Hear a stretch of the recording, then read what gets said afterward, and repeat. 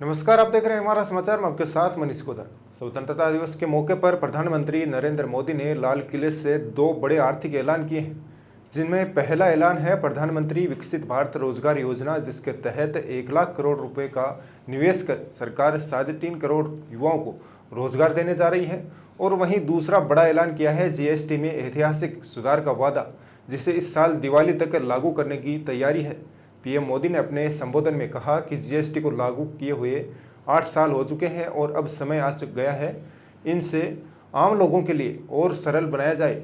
उन्होंने कहा है कि जरूरी वस्तुओं पर टैक्स घटेगा, जिससे रोजमर्रा की चीज़ें सस्ती होंगी। इसके तहत सरकार मौजूदा 4 जीएसटी स्लैब को घटाकर 2 करने की योजना पर काम कर रही है, यानी 5% है, 12%, 18% और 28% की जगह अब केवल 2 स्लैब रह सकते हैं, एक स्टैंडर्ड और एक रियायती।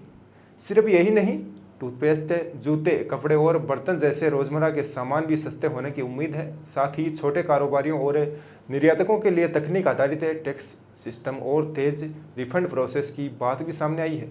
वहीं वित्त मंत्रालय ने साफ किया है कि ये सुधार 3 तरीकों के आधार पर केंद्रित है: संरचनात्मक बदलाव, टैक्स की दरों में सरलता और लोगों के लिए सिस्टम को आसान बनाना।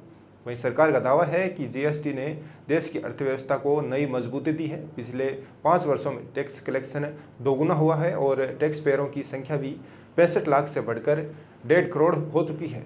अब यह देखना होगा कि इन सुधारों से आम आदमी को कितनी राहत मिलती है और क्या यह दिवाली वाकई सस्ती साबित होगी।